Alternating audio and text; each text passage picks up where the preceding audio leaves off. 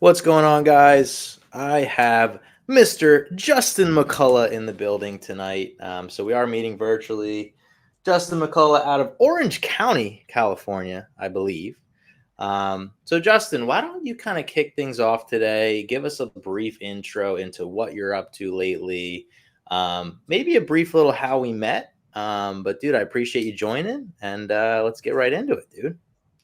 Yeah, Kenny, thanks for having me. Happy to be here, bro. How we met? Let's start there. We were, I don't know how to say this without just using the regular jargon. I was a buyer, or I was a seller. You were a buyer. That's right. We met through work, and we Right. quickly kind of formed a connection that was cool and genuine, and I appreciated that and kept in touch. That was almost a year and a half ago now. So here I am in Orange County. You're on the other side of the country, and we're meeting in this studio podcast. That's right, brother. And I think when we talked on the phone last week or whenever it was, I think one of the things we touched on is just that, like, I think during the pandemic a little bit, it, I mean, it didn't become that something about the virtual thing. So, like, being virtual, everybody's home, you can't really do anything. And I think a lot of people ended up building sort of connections online, whether it be work related, whether it be, I don't know if people were using apps to do it, but dude, I almost like lost my mind for a little bit about like, how do you connect with people? You can't go out, you can't do anything. So it was like people like Justin. So I remember my first call with Justin just being blown away with how electric he was from a personality perspective and just being like, oh my goodness, if this guy worked for my company or if like we worked together, he'd be my best friend. Or if this guy lived in my neighborhood, he'd be my best friend. So I think like there's something to the fact that just because you're virtual doesn't mean that, you can't still have a connection. I appreciate that, man. I agree. I think it's a little bit more difficult to your point. I think a lot of people, and myself included, almost lost their minds during COVID. But Yep. Yep. it's uh, it's hard to put in the effort digitally. I mean, there's science behind it as well, which I'm not a scientist, but it's like we had that connection, and I always try to show up and hold myself responsible, kind of the energy I'm bringing. 100%, dude. And your energy just comes across the screen. Um, so basically, met Justin through a sales cycle, believe it or not, folks. And when you're dealing with salespeople, it can be good and bad, right? So I come from a sales background myself, and there's plenty of sales guys that will just shove their product right down your throat. But I think one of the things that stood out to me with Justin right off the bat was Justin, somebody who's going to be a people first person. So he's going to kind of get to know you versus trying to just sell you something. And a lot of salespeople just look at it as, look, you're a number, or you're a part of my quota at the end of the month, right? And Justin definitely does not look at it like that. And it was very apparent early on that Justin could care less if he really closed the deal at the end of the day. I think obviously that matters for his bottom line, but I think he looked at it as more of a let me connect with people, and if there's a problem I can help them solve, then it's going to work out. But at the same time, he's not going to say, look, if this isn't going to work for your company, then I'm still gonna, like, a lot of sales guys will just keep going, and you're like, dude, I told you 100 times this is not gonna work out. Yeah, So you're definitely not like that.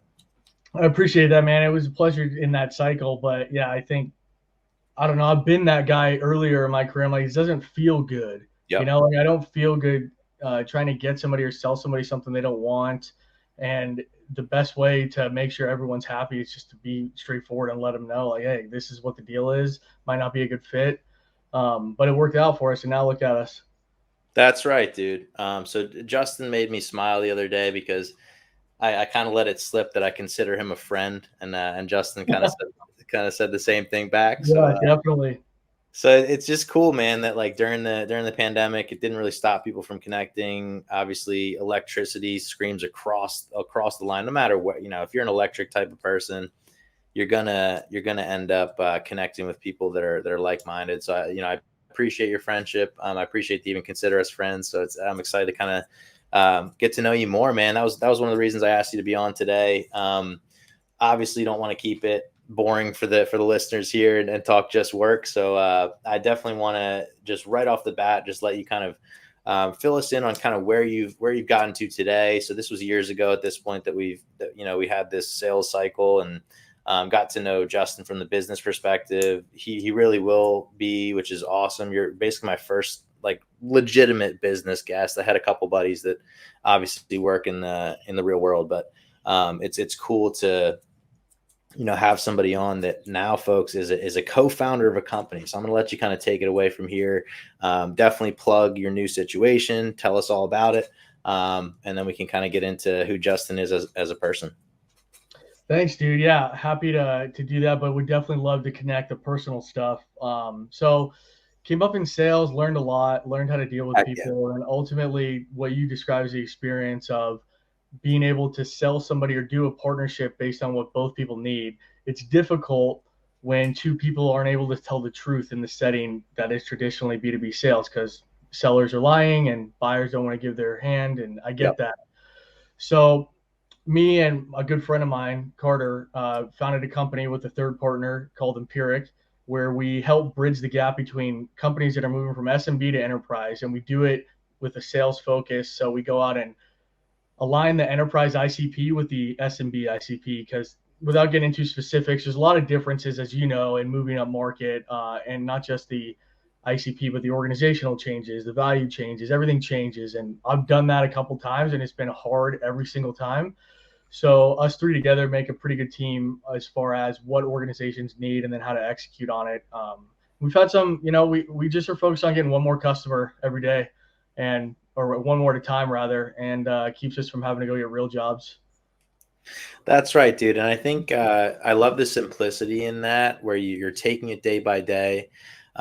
You're not getting ahead of yourself, right? Like you guys are still a startup company, so you're not over promising. I think that's a huge thing in sales. You run into so many people that are just telling you that they're gonna solve every problem in the world, and you just know that's BS right off.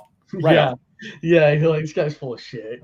Yeah, and like a lot of guys just still run with that, and it's like, dude, like I think there's something that just resonated with me with you is just like you're a human being, and it's so apparent that like, and we'll get into like your whole background and how you were a bartender, and but like very quickly on, I could tell, okay, this is just a normal human being that is trying to sell something that he actually thinks is going to help your business, right? Like you're a very genuine person, and that kind of resonated across the pond, right? Like you're California, I was Pennsylvania at the time, it's New Jersey now, so it's like you're that far away, and you can just feel the energy of this is a genuine person. This is not someone who's going to try and like the classic snake oil salesman, right? Who's just going to really try to sell you something that he knows you don't even need, right? There's definitely a moral aspect about it, and I think Justin's got some good morals. I'll just say it that way. And I appreciate it, Ken. You're flattering me, but the feeling's mutual, man. And like to add to what we do is, I agree with what you said. Like businesses exist for a reason because they have a Yep. solution to a problem, and it's up to them to figure out who has that problem. But in the dynamic that we're in, it's difficult to do so. Yep. So what we do for them is go out and recruit, do qualitative interviews with their prospects above the funnel who might have the problem that are interested in their solution, and then figure out what the product value drivers are, how they like to communicate, navigate sales cycles, and then take that back to the company and say, hey, I know you can't get into the truth because they aren't going to tell you the truth and all that, but this is who your ICP is. They exist. You should go find them. And then we help them stay targeted in that way. But I share all that to say it's video, the interviews that we do to bring out kind of the human aspect of the people you're talking to. Because, it's so easy to get wrapped up in the Zoom calls and all that. Yep. But I'll say that's enough about that, man. It's I just wanted to, that's the spiel. Heck yeah, dude. Well, it sounds awesome. Any of my listeners that are tuning in today, definitely check it out, man. Like it's cool. It's just so cool to see you go from doing a sales role to so quickly. Like there's just an element of I don't know how to put it, but like you definitely, it takes some courage to just go out on a limb for a business, and it's something that you're obviously passionate about. But I think going from like a corporate sales role, it definitely takes some courage to take that first step. So any of my listeners that are like, oh, should I take that first step? Justin's definitely a cool person to talk to about that. He's going through it day to day. And I just think it's a really cool story. And obviously, guys, let's hit him up if we're interested. So yeah, Justin, I appreciate you giving that little spiel, man. Bro, first of all, you're the one that's courageous. Sorry to Oh, interrupt. Let anybody that's listening, if there is, it's more courageous to do what you're doing. It's something I struggle with, like putting content out, right? Because it's like it's a different game. But I appreciate that. I agree with you on your behalf.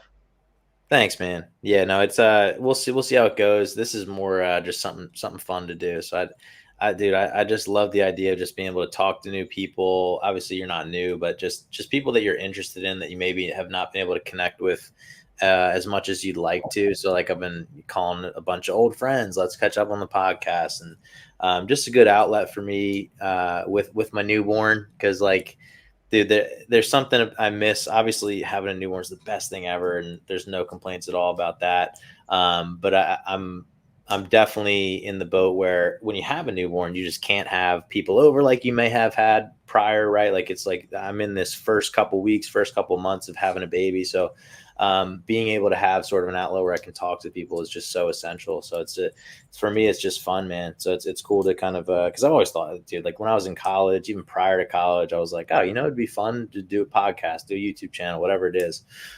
So it's cool to finally be able to do it. And it almost doesn't even feel real, man. I'm just taking it day by day, and we'll see where it goes. But dude, let's get into some of Justin as a person. Obviously a savvy businessman, as we've learned today, folks. But Justin, where did you start, man? I looked at your LinkedIn profile a few months back because I was like, oh, I need to hit Justin. It's been too long. And I saw tucked in there. Well, not only first of all, I want to know like how you grew up. Are you just from California? Have you always been California? But obviously we need to touch on your baseball career, because I grew up playing sports, never got to the Division I level, but my man, that is awesome. So yeah, start with California. Start with kind of like your situation growing up a little bit. I don't know how deep you want to get into it, and then tell us about baseball, man. Yeah, dude, appreciate you asking. Let's see, born and raised in the city of LA, across the street from Heck LA. yeah. Yeah, so But across the street from what? LAX, like in the city. Whoa, okay. Yeah. Grew up hanging out, riding my bikes around, going to Venice Beach, kind of exploring. Yes. Okay, so was that the closest beach? Closest beach was Venice? Closest beach was El Porto. Ooh, okay. Yeah, so just south of the airport, El Segundo is where I went to high school. Okay. And we would always just be out roaming. Like this is back in the day, like I'm old, but you're not old, dude. Stop it. This is before Ubers and all that though. So we just rode our bikes places. We just were out learning, and I think that laid the foundation of learning how to communicate, at least with strangers, at least say something, because we'd get lost. We were like, yo, how do we get home?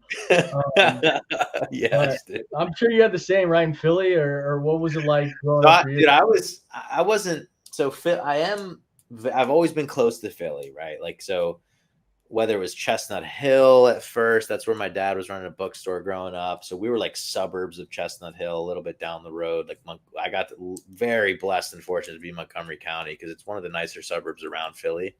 And you're close enough to the city where you can get there whenever you need to, and there's fun stuff to do, and you're really just there, let's say every weekend or every other weekend, like at least a few times a month usually. Sometimes not though. Sometimes you just stay in the burbs, and we're fortunate in that the whole bike riding aspect, dude, like, oh my gosh, I can't tell you how fun that was. And I had a neighborhood where it was sort of off the main road, so you weren't worried about like getting run over or anything. And dude, bikes were everything. We were big hikers. We were wiffle ball, baseball, swimming, soccer, football, basketball. It was just hockey when the Flyers were good, dude. We were big into hockey for we had a phase in hockey. Yeah, you got a hockey phase.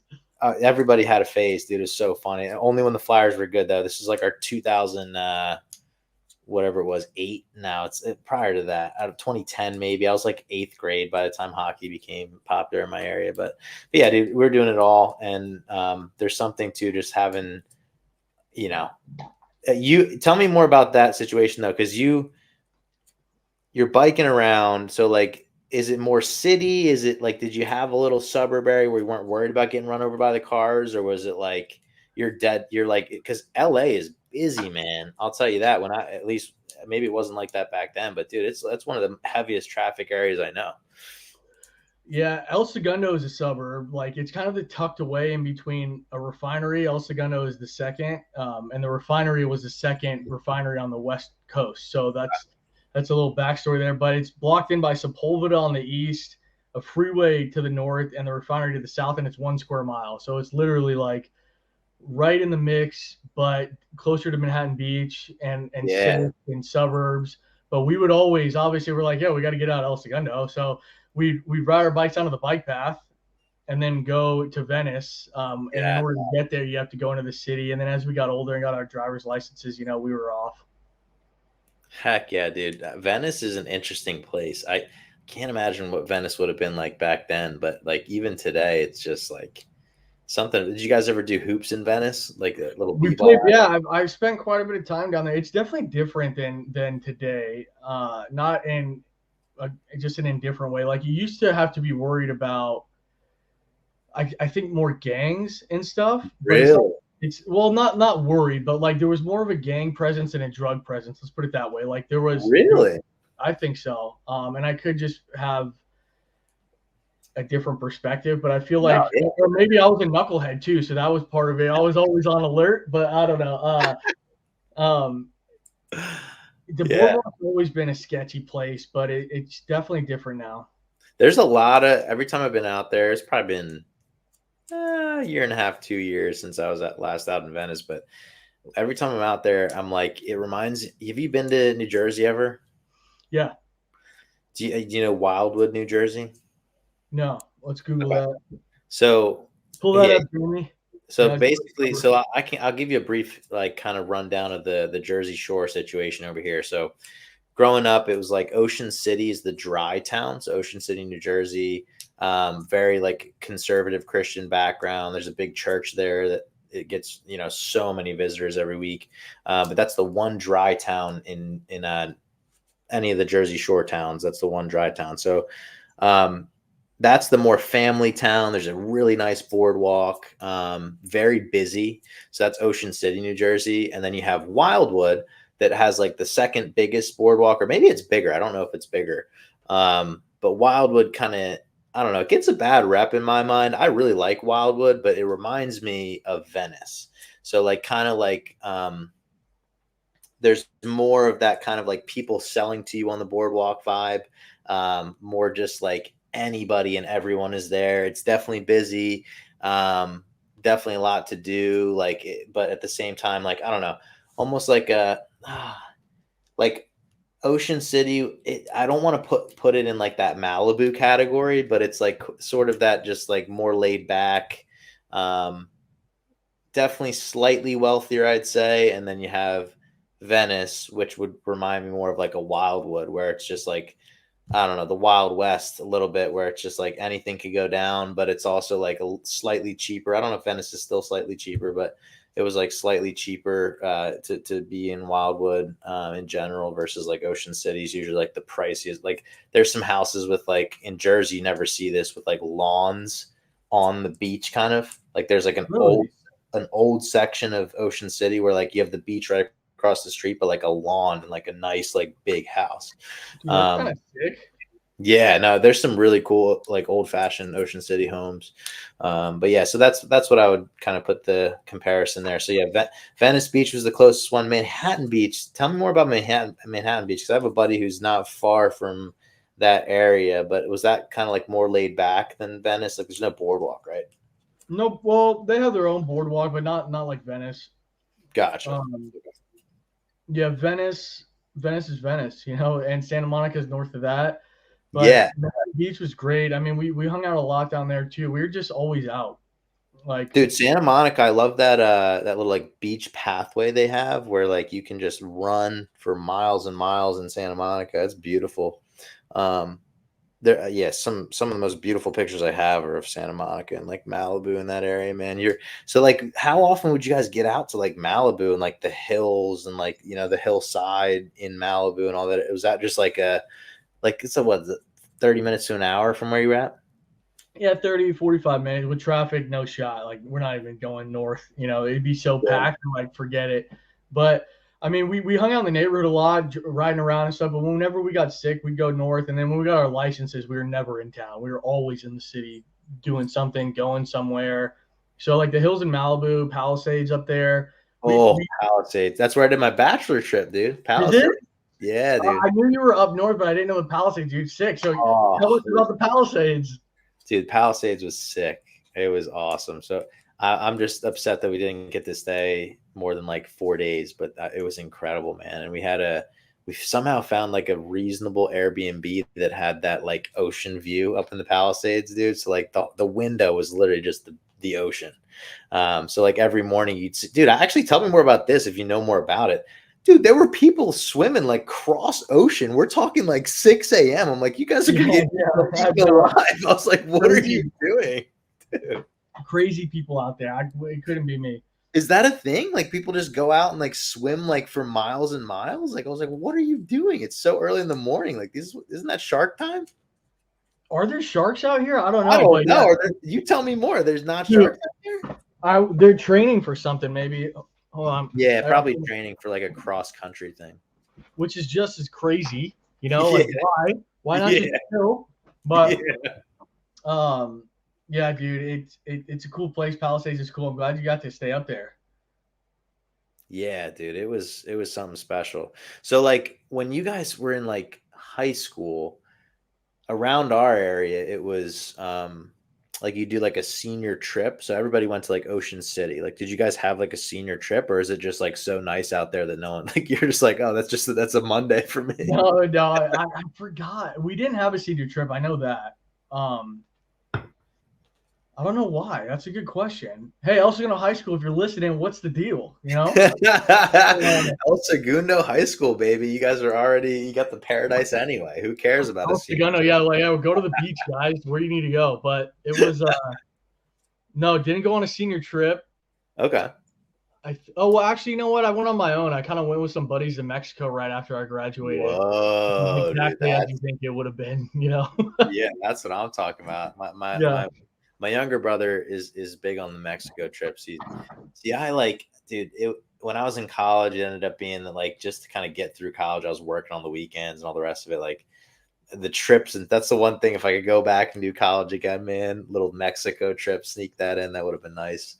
Um, but yeah, dude, I finally got my passport, so I can do some travel now. But of course, I'm getting the travel bug right when we have a newborn, so it's Oh, I gotta wait a little bit. oh, yeah. Um, What have you noticed a change in since you had a newborn that you weren't expecting? Short amount of time, but what have I noticed a change? So I think I was probably expecting it somewhat.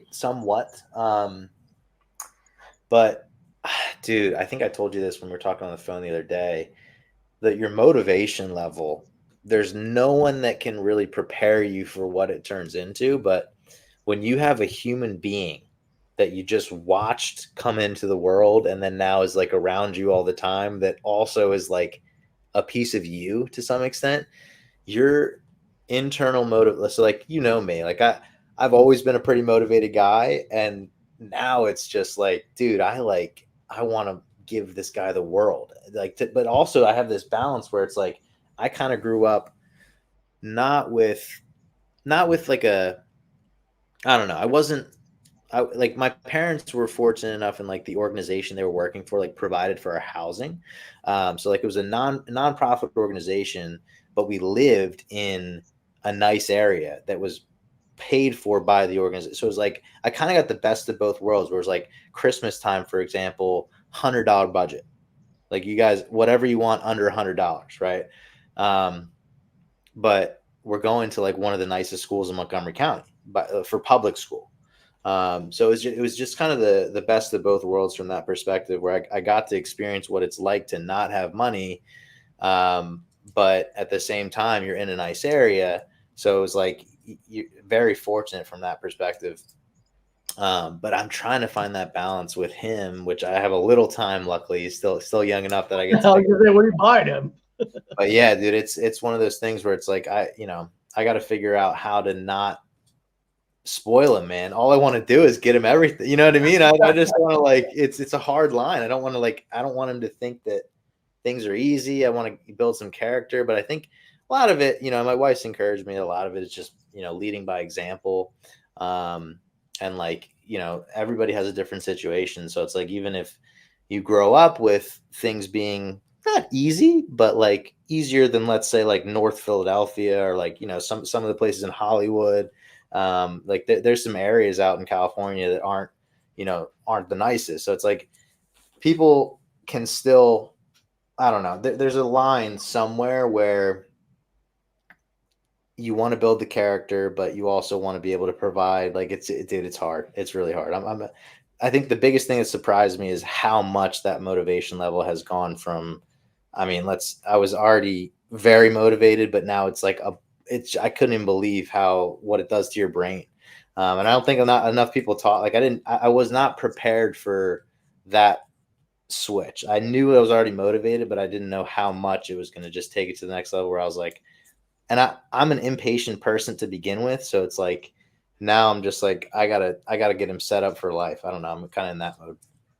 Do you think it's because you're kind of living on someone else's, like you're living to give a little more, like a little less selfless? I'm interested in. I don't have kids, so I'm just interested in what it feels like. Yeah. Yeah. No, there's definitely an aspect of that where immediately, so I mean, I always tried not to think about myself in general, but like everybody is guilty of like, like at the end of the day, like what makes you happy is going to give you a certain feeling, and everybody gets a little selfish from time to time. So I think you're literally forced to not be selfish to some extent because you have a human being that's in your house that you decide to create. That now that's your life, right? Like, what are you gonna do? Just let him starve? Like, absolutely not. So it's like, you know, it's to the extreme other end of I want him to have the best life possible, and like you literally forget about yourself. You're like, this is my new life. Like, and this is one other thing I think a lot of people forget about and just don't know until it happens. It's like, dude, I feel like this has been my life forever. I don't know what that is, but like everyone's like, oh, it's this big difference when you have kids when you don't have kids. Dude, I feel like I've always had them. It's so weird. How it felt like maybe you always were a dad, and you just were waiting for him to come in. I did actually. A lot of people have called me that in the past and said I have like dad energy and all the rest of it. But dude, I don't know. Like I think people, and my buddy that I talked to on the last episode, Jake Miller, shout out Jake. He always told me that people make a big stink of it in their head, like, oh, it's this huge change and all the rest. And it's like, dude, I don't know, that you're never really going to be more ready than less ready. And if you're the type of person that's always wanted kids or even just thought like, that you want to raise a family someday, and you're in a situation where you're married or you've been dating someone for a long time. I think I told you this on the phone. I keep telling people in their 20s to just go ahead and go for it, man. Like, just have kids. just go for it, man. It just makes life better. But no, I appreciate you even asking about it. Of course, man. It's a two-way here. That's awesome. Yeah, it's been awesome. I'm definitely just taking it day by day at this point, and I'm blessed in that I have a good wife by my side. I'd be screwed if not, and we're a good team. So it's been awesome, man. But let's get back to Justin. This is the Who Killed Kenny podcast, but this is all about the guest, baby. We got to get back to. Oh, actually, you know what? This is off topic because I know I gave you a couple questions that I'd throw your way. So I think the last at least 2 or 3 calls, I've seen it before with you though. You got the Titleist hat on. I know you were telling me you're golfing last time. talk to me about golf a little bit, dude. I got so many friends that are getting into golf. Is that a recent thing for you? You always been into golf? Because I'll tell you what, dude, baseball swings and trying to convert that into golf, that trying to like hit the ball looking down versus a pitcher throwing at you, that was always my biggest, like, I still don't golf to this day that much because dude, baseball screwed me up from a golf perspective. But go ahead. I think both for me too, because I've started playing golf when I was younger, 13 or so. So I've been playing for quite some time. I'm not that great, but you know, it's more so just like kind of getting out there. You're in the grass, you're in the open, you're relaxed. It's a good mental challenge too. Like it's a serious mental game. Um, Everyone tells me it's the hardest game, and I agree. or wait, are you gonna edit that out? F words? Is YouTube gonna ban? Dude, say whatever you want. Folks on the line, if you listen to episode 3, I promise you Justin will have less F words than episode 3. Oh man. Golf, yeah, it is really hard, but for different reasons, I think, than other sports. Like it's not as physically demanding, obviously, Yeah. like you can drink and play. So how hard can it be? Oh, that's like one of the best parts about it, eh? Just being out, yeah, just with friends, having a few, or not at all, like whatever Yeah. it is. It's just something to do no matter what age you are. So I enjoy it, but yeah, it just naturally came after baseball, and so tireless hat. I like to get out there, hang out, just be in the sun. Are you a once a weekend guy? I'd say once every 2 weeks. Okay. And what are Yeah. you shooting for the people out there? My brother, he was telling me, I mean, dude, I'll tell you what, I'll start off with mine. Only been 18 once in my life. Okay. I'm like a chip and putt at best. I'm like a mini golfer, right? I'm not your golfer. I'm like a, Dude, that's a golfer. so like I did 18 once. We're talking 120s, 130s, something like that. Bad. That's Oh, fine, man. stop it, dude. That's like best ball. Now tell me what your score is. I know it's lower than that. I can get in the 80s, Oh my God. Okay. My brother can't get in the 80s, Justin. Shout out Mike Almack. You're not in the 80s, Mike. Shout out Mike Olmack. But yeah, dude. So, okay. So how long did it take you to get in the 80s? You said 13 was around it. You started, like, it took you a while, I bet. That's, like you said, one of the hardest sports out. Yeah, it took me a while. I'm still learning, like everything, Yeah. like life. But I think I broke 80 for the first time, like at 16. Okay. Or broke 90 rather. So I shot like an 88, and then I started getting a little better from there. But there's always something that needs to be like either fixed or worked on. It's like you fix one problem and now you got a new problem.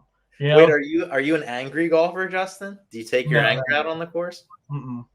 Because, dude, that was the funny part. I was talking to Mike, and I was like, even when we're playing chip and putt, dude, like it's like they'll get in their heads a bit where it's like, dude, they have a couple bad rounds in a row, and you're like, dude, I'm here for fun. Like, let's laugh. It's like, what are we doing? It's like, come on, man. That's me. I'm like that. Okay.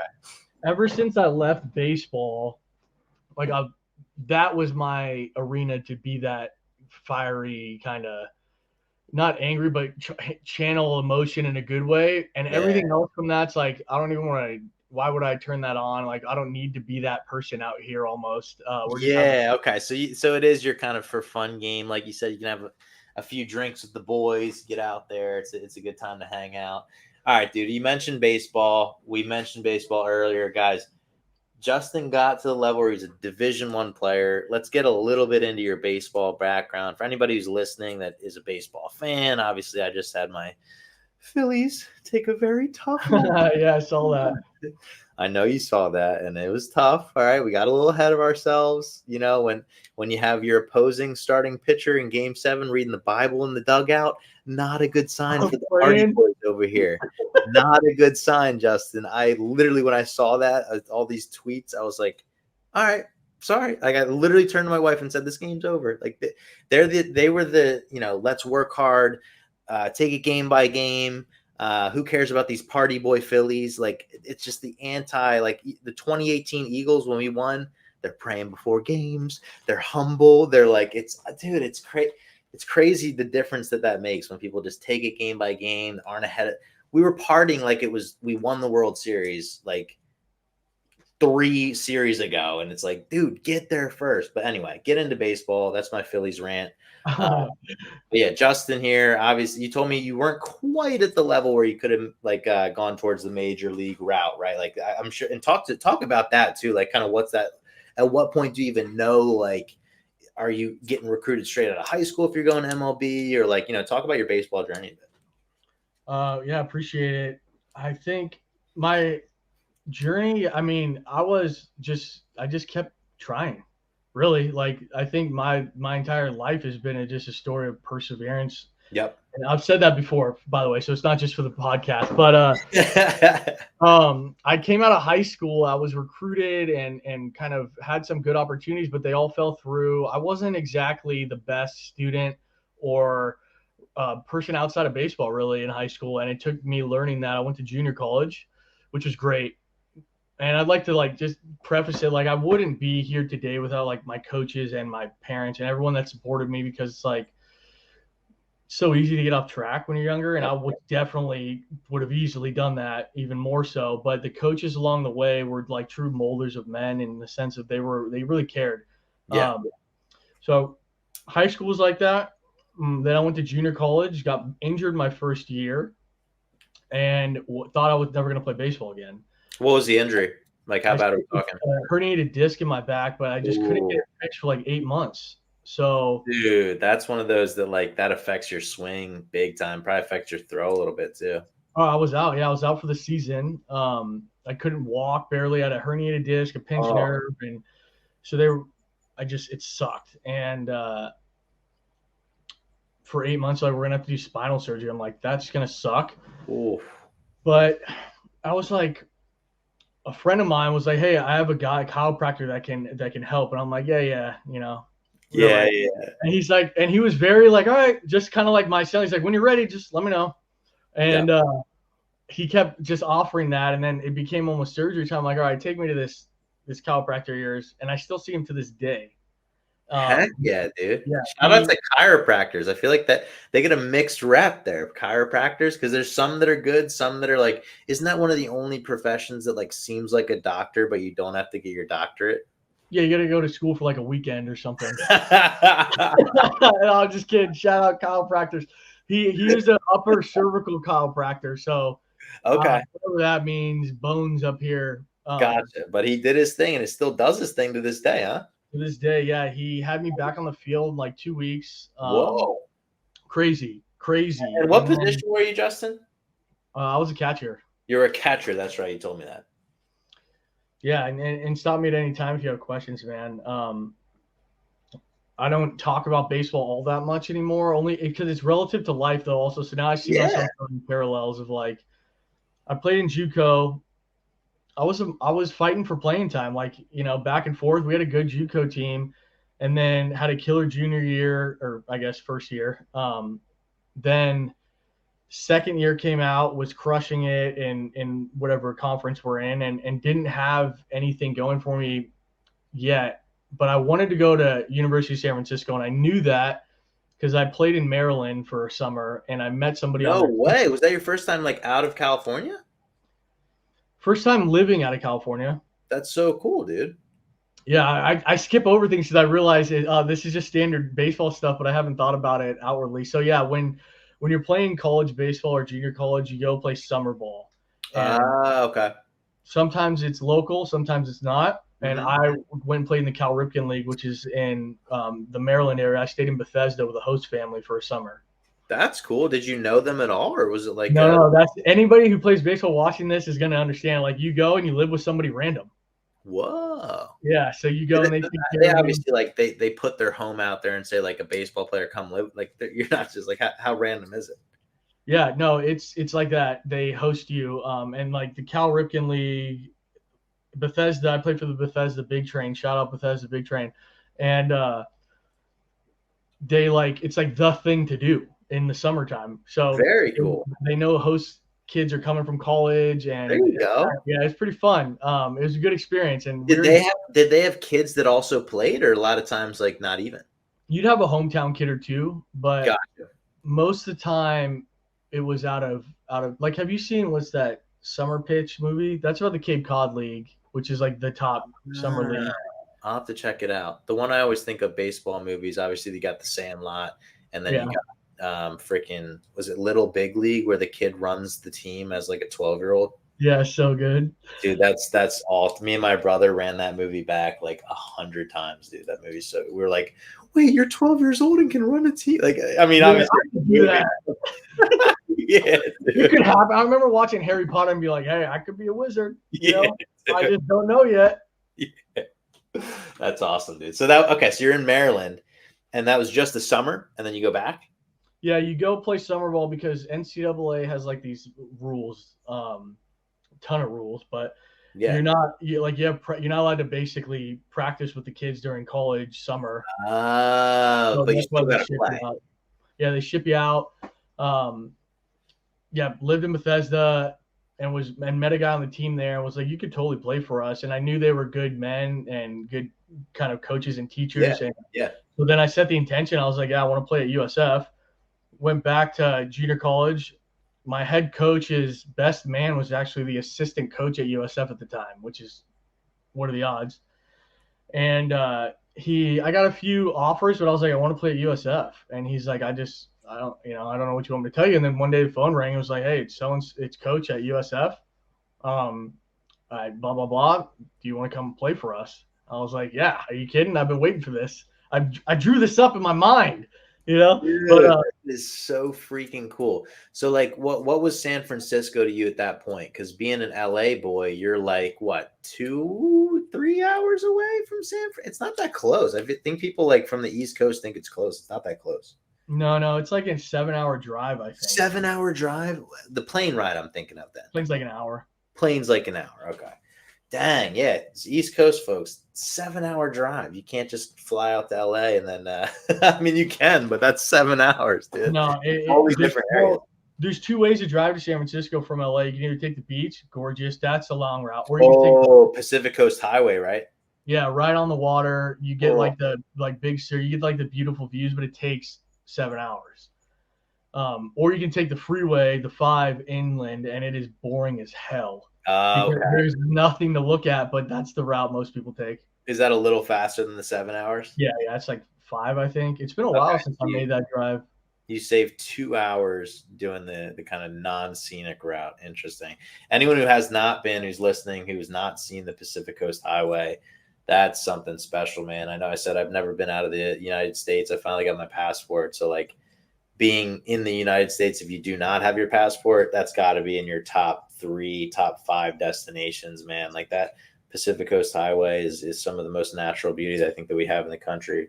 But I can see why you do the 5 hours. You save a couple of hours. And so which route would you take? Because I guess you got to go back and visit family, right? Because you're living so you end up at was that your dream school? Was that like, or do you just really want to play there based on what? Based on, there's cultures just like there are at work now. Yep. And I knew that they had a great culture because I knew guys that played on the team. Okay. So you knew a couple guys. Yeah. And they were like, it's a good culture here. And they, that's what I was interested most in. Like, I wasn't as interested in, like, I wanted to win a national championship. Yes. But what was more important to Were me they at that level where you guys were like, we were a 500 ball club, like, but I knew that I was going to learn a lot. It was a good school.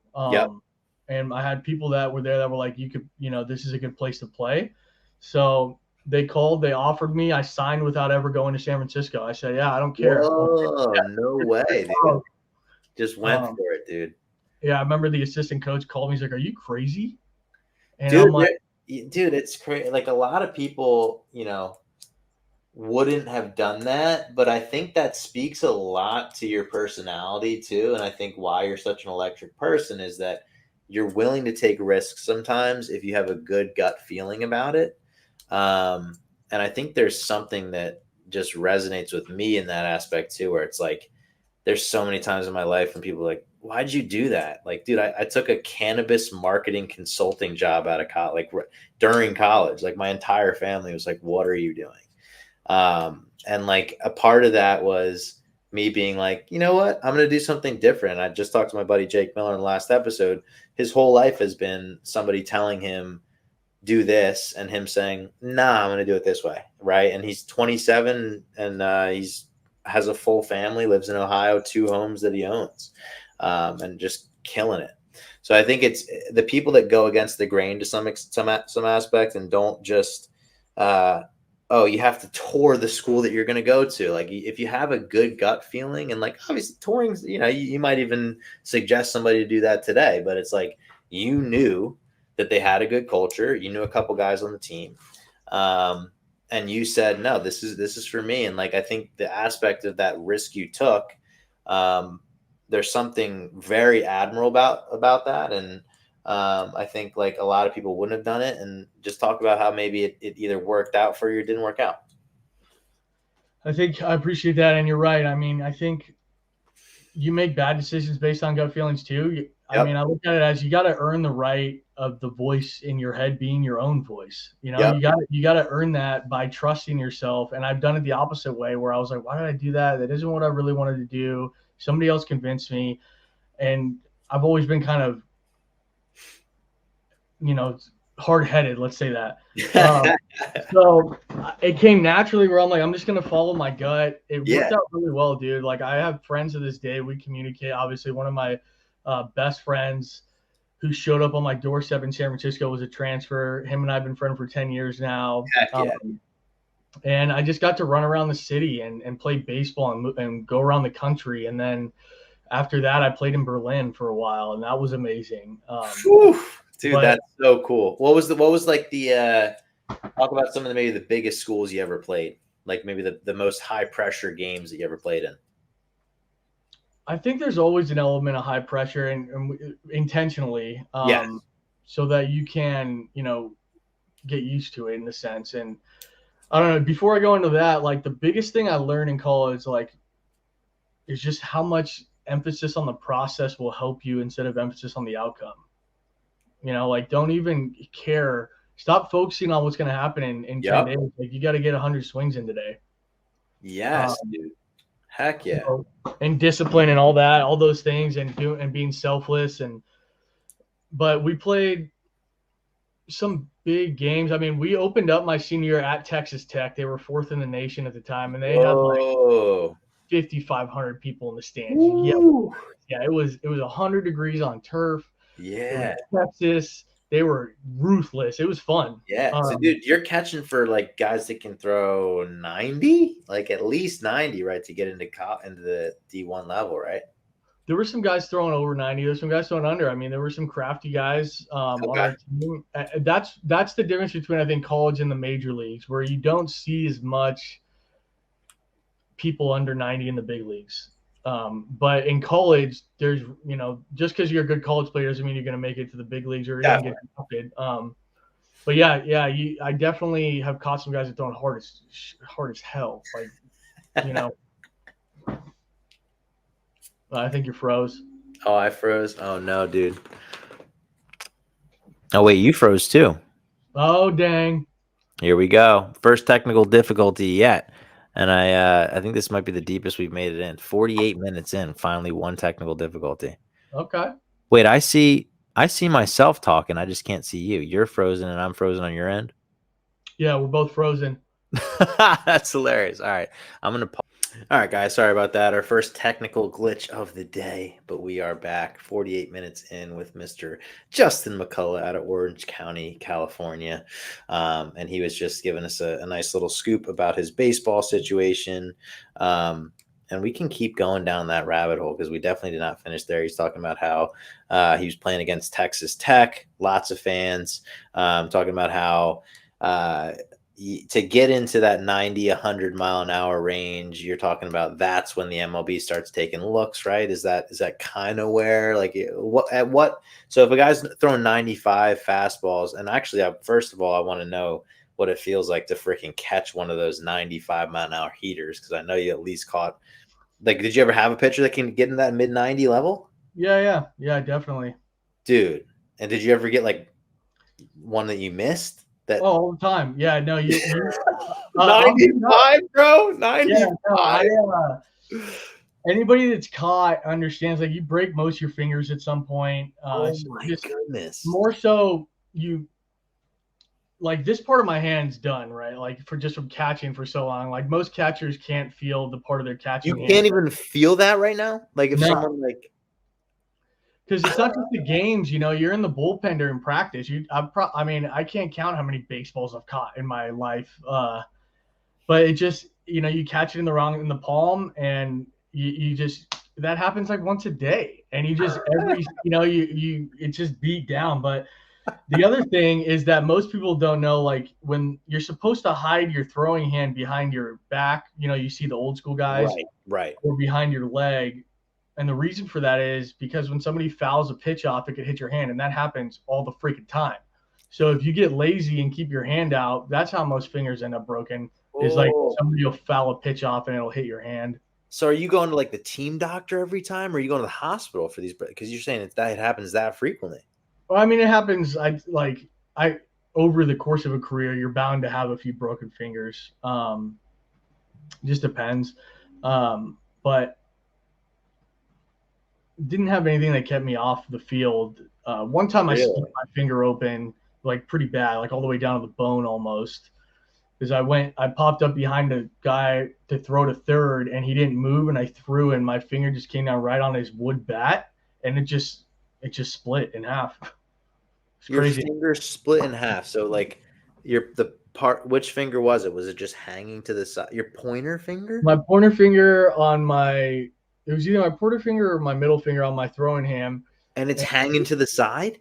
no, it wasn't that gnarly, but it was enough to be like, yo, this is a problem. Um, Oh and the my. nail, put it this way, the nail was split all the way down, and Oh, and the finger was open. And then they're like, yeah, he's got to obviously leave the game. So then I taped it, and then I just super glued it back together a couple days later. stop it. You're not Yeah, even joking, are I'm you? not, I'm not joking. I'm Super not. glue, dude. Yeah, I super glued it back together. What are you gonna do? So I glued it, and it probably was stupid, but What? taped it real tight and said I'm not gonna look at it for a week, and Yeah. then looked at it a week later, and it was better than it was. So I was like, I'll glue it again, and then it got better eventually. Oh my dude, Yeah. super glue. Any baseball fans out there, any baseball players that are thinking about playing in the Division 1 level, think about the super glue. I think yeah. I mean, I used to chew a lot of tobacco, used to super Heck yeah. glue. Um, Dude, was that a big thing? Was everybody chewing? Was that like just everybody's just doing it?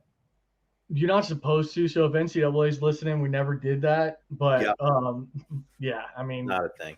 So everybody. it's a mix of the like. Were you throwing like what was it, big league chew in with it, or was it like that chewing gum mixed with tobacco, or was it just straight tobacco? Are you guys doing like the tins and stuff? Yeah, both. Both. Anybody that had anything. I was dipping Grizzly Wintergreen Long Cut at the time for like a There you long go. time. There you Uh, go. And so I don't know if the one that comes to mind for me growing up watching was Pat Burrell. Pat Burrell would come to the plate. You remember Pat Burrell in the Phillies? yeah, Yeah. yeah.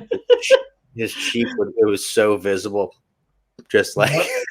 you knew That, exactly what that's he was the up best, to. dude. Red Man, little bubble gum, like Yeah, yeah, dude. Pat the bat. So that is okay. NCAA, obviously, they're just doing chewing gum. Let's make that clear. But in general, that's so funny, dude. That's just such like a cultural thing within baseball. I feel like Rob Thompson on the Phillies. I'll sometimes catch him. He might even be a chewer to they some got extent. dip police now in the show where they're Oh, like, really? yeah, you can't like show it on TV or have it in your cubby in the dugout, or well, dugout definitely, but the clubhouse also. So the rules have changed. You used to be able to smoke cigs in the dugout. Oh my goodness, dude! Some of the stories about those old like Yankees players, dude. I mean, like, what's the Wade? Yeah, you ever seen Always Sunny in Philadelphia? I'm pretty sure they have Of like a course. Wade Boggs episode where Yeah, like yeah, yeah, 30, dude. 30, 40 beers in one sitting, and I don't even think that's like exaggerated to some extent. But yeah, that was like a big cultural thing in baseball. They would just get whacked before games. Is that right? They would, I'm sure. Every team has guys like that. Not necessarily in college, but there's MLB, at least in the early days, was like, I mean, that's not like golf and to that extent. Like, I don't know. I can't imagine a big leaguer today being like really messed up for a game. Like they seem to really take it like to a different level these days. But like that's so funny to think about. Like Babe Ruth's era, like you got some guys that are like at least a few beers deep, like out there on the field, dude. Dude, like some people are built different, you know. They're just like they were born to play, and they're like, it doesn't matter if I had 100 beers last night. I'm going That's to just, freaking play. And ah. you know that was never me though. If I'm hungover, it takes me a week. Yeah, dude. Yeah, we could talk like for hours about how the hangovers change over time, man. It just starts to hit you harder, like almost right after college. It felt like just starts hitting you like a brick wall.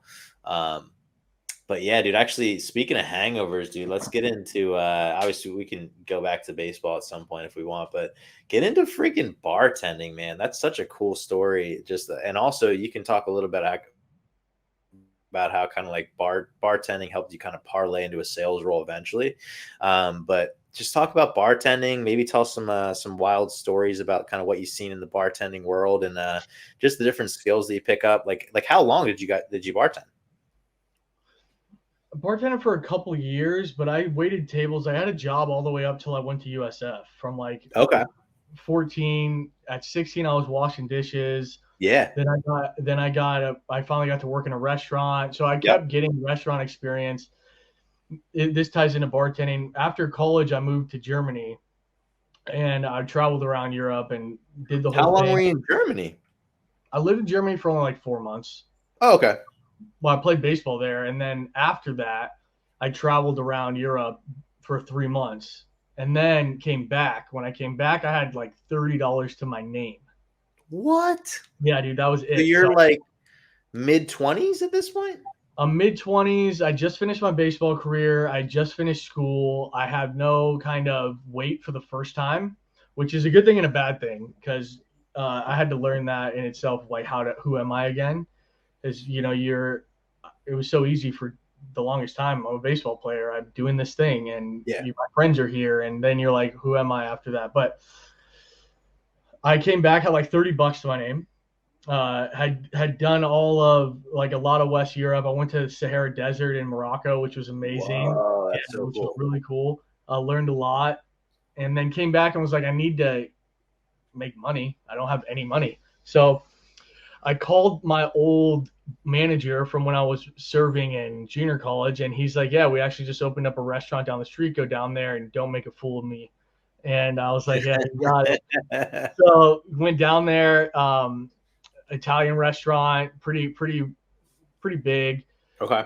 and interviewed. They're like, great. I started waiting tables again, and then within like 2 months, I was like, how do I get behind the bar? It was a sick bar. They did like 20 grand in alcohol a night. It was a dinner restaurant, but it was lively. Yeah, it In was a sick, night? dude. In a It night, was dude? in a night on like a Friday or Saturday. It was like a 25-person bar top, and Whoa. it was really fun. Yeah, that's when I I just kind of never learned I how to never bar. think about like in general, like I've been to plenty of bars, but you just don't think about a number like that in a night. But like it makes sense when you said 20, 25 seats, like and then people are cycling in and out, the tips on top of that. But yeah, talk more about that. That's insane. Yeah, you're exactly right. Like you don't think about it when you're buying a drink or a beer, right? You're like, oh, and then you do that so many times during the night. There's people doing dinner and they're ordering drinks too, but you just learn. I think restaurant industry is great because you learn how to work with people at their best and their worst, um, which is a little different than the corporate setting in the sense of Yeah. like you don't always see people when they're stressed out or like going through stuff in a restaurant industry. Like you see all of people and you become kind of close. And the same is for the guests, right? Like you deal with so many different types of people, and I think that's the biggest thing that you can learn is like how do I turn their negative experience into a positive experience, um, and how do I meet them where they're at? And you learn to do that just by interacting with people, like you do. Heck yeah, dude. And like, did you ever, I mean, I'm sure by the end of your tenure there, you had some like regulars, like, first of all, what's it like when you have regulars that you don't really want to be around, let's say? Because Yeah.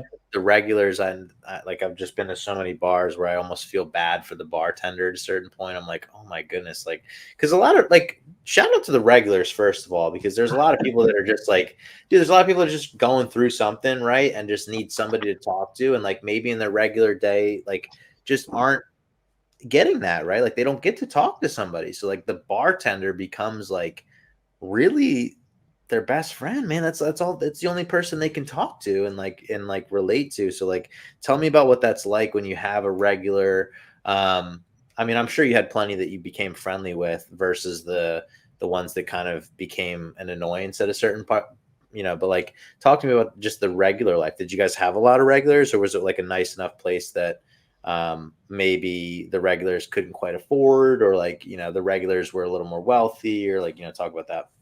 Yeah, we definitely have regulars. They were, like they wide range, but I think you touched on something important is that like people go seek out a lot of times bartenders so someone to talk to, and that's where I learned more about myself really. But just like people need to talk to somebody, and sometimes you're not supposed to respond. You're supposed to. They're trying to let things out, and you're like, yeah, Mhm, man. Like, of mhm. course you get annoyed as a bartender. Like when you have other bartenders on staff, you're like, yo, go deal with Kenny. I can't do this shit. Yep, And yep. then you like go in the walk-in fridge for a half hour in the back, and The like walk-in fridge, I love yeah, it. there's things like that. But for the most part, there weren't any regulars that were frustrating or pissed us off or anything like that. Like everybody, I think if you show respect to people, they show respect back. And even if they're upset in the beginning, then you can find a way. If you don't meet them with being upset, also, it'll diffuse everything. 100%. Was there a drink that was like somebody, so like I don't know if you ever been to the East Coast and experienced like a Wawa, for example, like where it's Grocery store? Wawa is basically like your picture like your coolest convenience store ever. So they started with like hoagies that now they do pretty much any food. Like picture like a very nice version of like a 7-Eleven. They Um, got hoagies. dude, hoagies, and it's all touchscreen. It's really good fresh food. And I'm just picturing like there's certain things on that touchscreen menu, like they just announced that they're doing pizza now, and it's actually decent pizza, but like you'll go to the touchscreen and you have the people behind the touchscreen that make the food, right?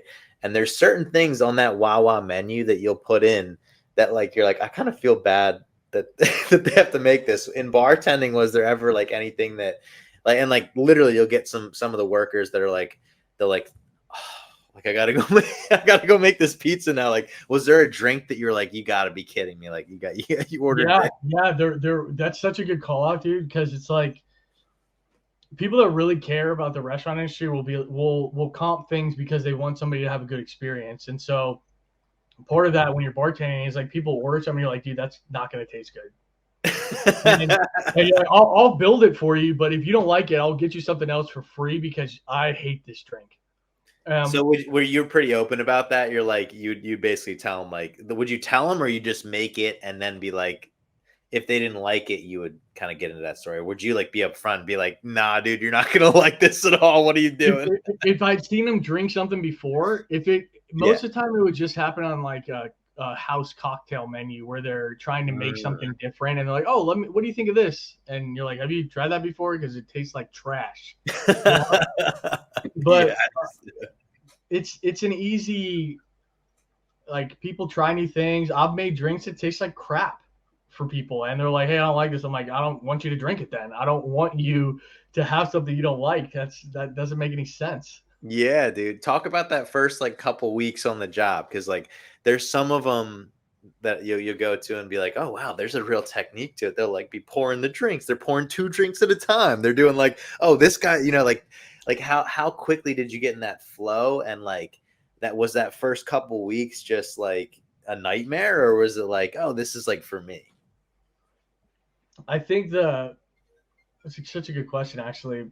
The social aspect I could always hang, and like you have to be able to hang with the other bartenders to be a bartender. Like it's kind of like a little crew. There's five, so it's like, hey, are we down to have Justin back here with us, or do we not want him here? So you had to at first become cool with the crew. Yeah, because I mean they're the ones like the bar is the one putting out the bar and the kitchen are the ones running the restaurant. Yeah. and you don't start in the well where the guys are making drinks. You know, you'll start as a bar back, or they'll make you do as they should. Like I started out washing dishes at Jersey Mike's, and then I got to run the meat slicer. Like you start out. Jersey Mike's, baby. Shout out Jersey Shout Mike. out Jersey Mike's, dude. Dude, they make a decent little sandwich at Jersey Oh, if I Mike's. was back there, man, whew, best sandwich ever. You kidding? I Yeah. love my experience with Jersey Mike's, man. I washed dishes for a few months, then got on the grill eventually. Heck Um, yeah. but in bartending, it's kind of interesting because it's like it's not really,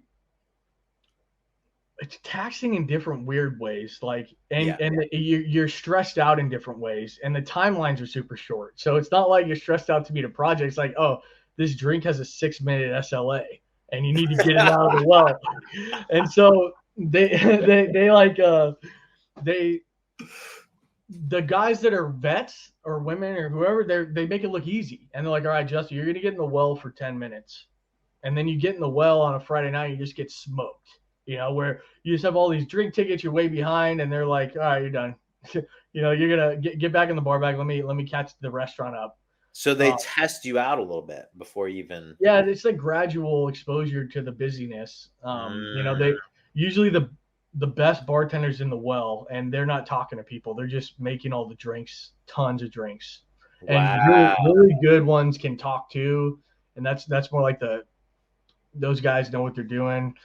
But the well's like where you go just get in the cement mixer. You're just in like this little cubby and just making all the drink tickets to the restaurant.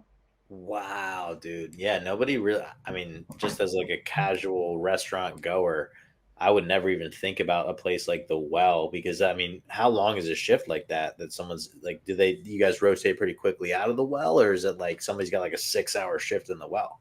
Usually, every restaurant's different. At this particular restaurant, the guy was in the well for like 4 or 5 hours. Oh my goodness, dude. Yeah, it goes by so fast, Oh, I especially when can't even you're imagine. Yeah, that um, type of work. You're just like, yeah, you go in, you're like, what just happened? You're done. you just, and I sweat easily, dude. I would be sweating. And they're like, yo, get this guy out of here, you know? Like, I go Oh, into dude. the walk-in fridge and be like, thank God it's cold in here. That's so Pretty funny. funny. But yeah, it teaches you how to be calm under pressure in a different way than baseball did. It's like you just have all this intense, and people really care in the restaurant business. So I learned a lot. I met a lot of great people. I mean, my whole life had just been lucky to meet and learn. And so, yeah, man, it was cool. Bartending teaches you how to deal with people, how to de-escalate conflict. Oh, talk about that, dude. Any fights broken up? Any you ever have any scuffles that you were like, I guess you're behind the bar, so you're not like first line. Like you'd have to even hop or go around to like, but you probably saw something, no? Or I guess maybe it There was more was restaurant one, restaurant yeah, vibe. no, there were a couple weirdos that would come in every now and then, like any restaurant. And you're like, all right, you got to go. There were a couple people that came in upset that you have to deal with, which they might have been having a bad day. But little things will upset you, as like not all the time. But I'll give you an example. Like one day I was serving, there was an elder couple, probably in their late 70s. They were sitting at the bar just out to have a night to eat, which is great. And we were taking great care of them because we're like, hey, they probably don't get out much. And they were telling us they were excited. And this guy like reached over them to grab something. And I'm just like, dude, I was getting the gentleman a beer. And he thought it was him, and he reached over and grabbed it. I'm like, dude, first of all, like, don't ever do that again. It's little things like that. Like, Yeah. I'm trying to take care of this older couple. You think it's about you reach in between them. Like this whole thing just kind of not chill. But it was just not a huge deal. Just little things like that were more likely to be a thorn in your side than like an actual fight breaking out.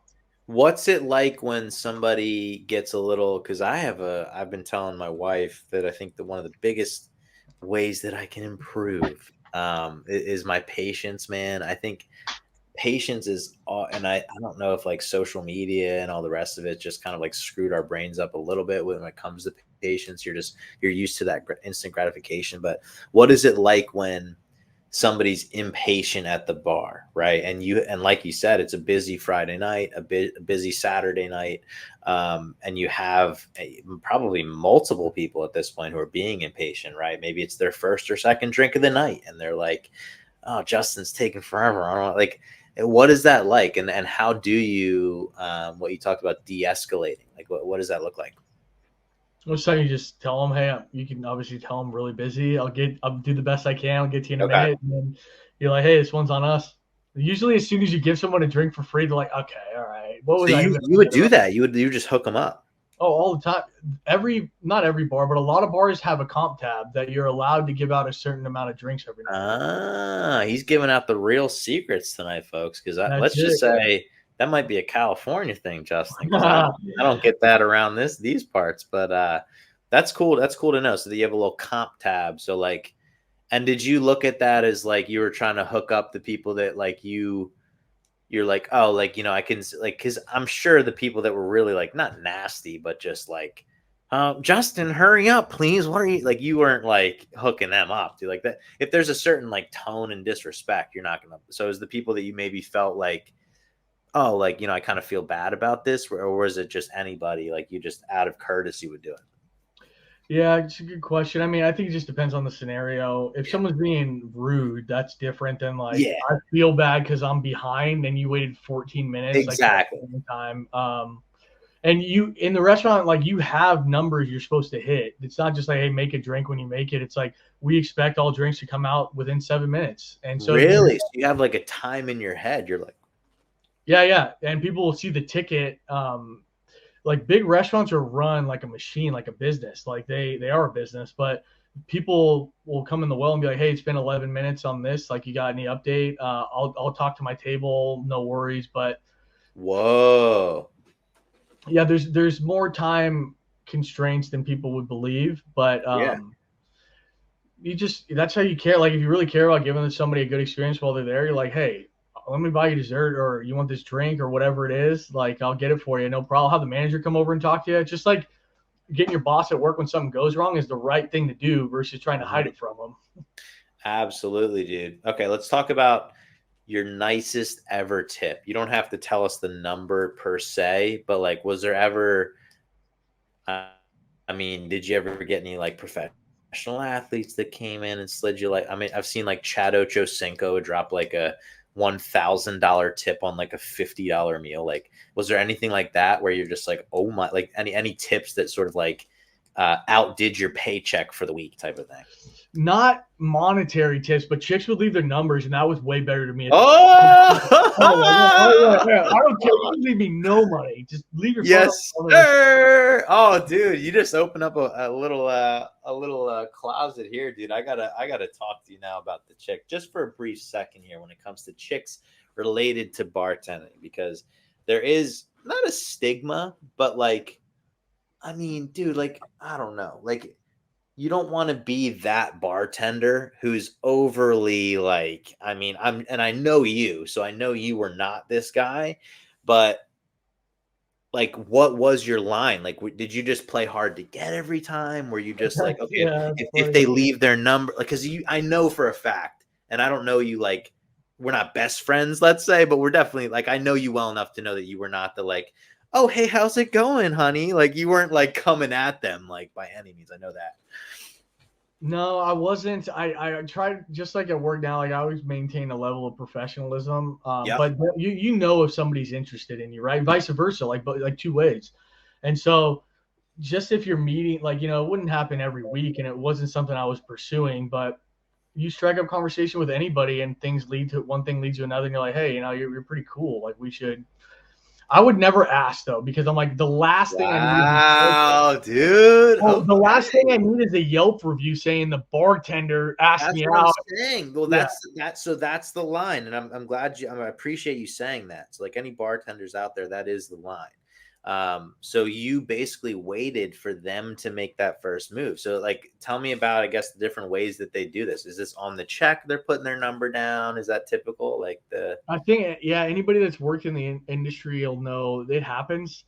Sometimes it's like you know you will, it's no, like, hey, what are you doing after this? And it comes about naturally, like, where do you usually hang out at, and thing like that. But sometimes chicks just leave their number, and you're just like, cool. So Um, so were you was there a certain amount of days that you'd wait to hit them up? Was it like kind of dependent on the situation that you're going on in your life, or was it kind of like obviously dependent on the chick? Like was there any girl that left their number that like within 2 hours you shot them a text, or was it like never that well, fast? mind you, I was in my mid 20s, okay, so like different season for me. Yep. Yep. But I was living. There were a couple times that we started texting immediately. There were a couple times when it's just like never gonna, like, I'm not. I don't want to lead them on. There's no point in texting them. Um, they would just leave their number on the check, and then you're like, okay, I didn't even know that was gonna happen. But Okay, so sometimes it kind of caught you off guard a bit. yeah, I'd say more off, not off guard, but like, you'd be surprised, and I'm sure men do this to female in the workplace as well, or any other orientation. It's like a surprise, but sometimes it's like, oh, this is really cool. I'd like to hang out, and you do that with regulars too, which people don't really realize. Like, you become friends with some of the regulars, Yeah. and yeah, it was fun. It was a lot of fun, and when you have women bartenders also that are on your team, you kind of wing woman for you. They're like, yeah, And probably vice versa, right? Like definitely, like, you're hooking them you up. become like a family back there, and they're like, hey, there's this really cute girl at this, I'll go talk to her for you. The girls would go, and they're like, yeah, she thinks you're cute, like, you should go talk to her. So it's kind of an interesting, fun dynamic. If you're sitting at a bar, you're not there to have a bad time, so Absolutely, dude. in most cases. And it sounds like too, like it kind of depends on the bar, obviously. Like, if you're regular at like your local dive bar, it could probably be a little different than like a restaurant setting. And there's probably better places to be a bartender than others. But dude, I've always kind of been curious to talk to, because I've talked to plenty of bartenders in person, but um, it's interesting to talk to somebody who, I mean, you're a very kind of like-minded dude. Like we have a lot of the same views on just life in general, and it's cool to talk to somebody because like a lot of my friends have always been like, dude, you'd be a great bartender, and like it's You just cool to would. talk. It's cool to talk um to people that have done that for a living for a time. So you did that for about a year and a half. You said 2 years you were bartending for a bit. Yep. Cool, cool. So then talk now about just a little bit about that, what that transition was like. Like, what made you want to stop doing that, and like, how did you kind of get your intro into sales? So my my pops, my mom remarried when I was about 4, and my pops is great. He owned a small company growing up, and did for 40 years, creating and packaging. And I worked there in the shop as a kid. But his brother was his partner. He passed away when I was bartending. So his brother, who was his business partner, and there were 12 people. So I wanted to see if I could help in any way. Started kind of trying to stabilize the company with him, and then was like, this is a full-time effort. So then I left bartending. It kind of came about naturally. Yep. And then I started getting into sales as a result of that. So kind of started organically, and then went to a bigger company, and it went on from there. But I'll pause. Mike, what do you think? We got questions? Yeah. So I mean, it's in. I think a lot of people. So like, I had a similar situation just in business in general, where like I told you a little bit about sort of the nonprofit situation going on with me growing up, where um, like I always knew that that was something I could do. Kind of like you, it was like as a kid, you're already working, doing things for like family essentially, right? So it's like my dad, my grandparents, like everybody's involved with this nonprofit. So I'm like, okay, it's always there, and at the same time, it's great experience that like you could never really get. Like it's just like I can, looking back, I feel super blessed to even just have opportunities that I did back then. Like I was like I can't even tell you how young I was, like 5, 6, 7 years old, working like book tables with my dad, like at like big like churches where we're just selling Bibles, dude. We're just like at like he was with the nonprofit, so they're selling like a lot of like Christian books and all the rest of it, but like it was mostly Bibles. And like you're just at these book tables, and like for me, like it became like a numbers game. Like how many can I sell? And I'm like 7, 8, 9, 10 years old at the book table, dude. But like just looking back at those days, there's a lot you learn. And I think like, I mean, even like I'm not like the biggest fan of like Gary V or someone like that, but like you look at his story, and like, you know, he started in the wine business with his family, and it's like there's a lot to that. And like even if it may be like a lot of times like whatever you want to say, like your easy option because you're going to work with family or whatever, like in your case it sounds more of like a respectable, like, you know, you had a really like extreme situation happen where loses the business partner, and you're like, wait a second, you know, like it, dude, that seems like it sound like came out of the bottom of your heart, where you're like, let me, you know, help out versus like this is a money thing for me, or like I need to make a paycheck. Like you kind of gave up the bartending thing for something admirable, which seems really cool. So yeah, talk a little bit more about just kind of how that situation maybe parlayed into more of a corporate role, and maybe some of the things you learned just in packaging. Yeah, man. Well, I don't want to be the martyr here. Like, I definitely have my own reasons for getting out of the bartending industry as well. But yeah, I mean, you never want to see other people struggle. Yep. Yep. And so came about, and I was raised around the shop, like, and just like you selling Christian books. Like when I was sick, I didn't stay at home. I went to the shop and slept in the office. It was Heck a yeah. family business. Um, and the people that you do business with, you do business with them for 30 years. So like a lot of the people that my pops was doing business with, they had known me since I was a child. And so they're like, oh, Justin's, you know, here in the business now. And it was great. Yeah.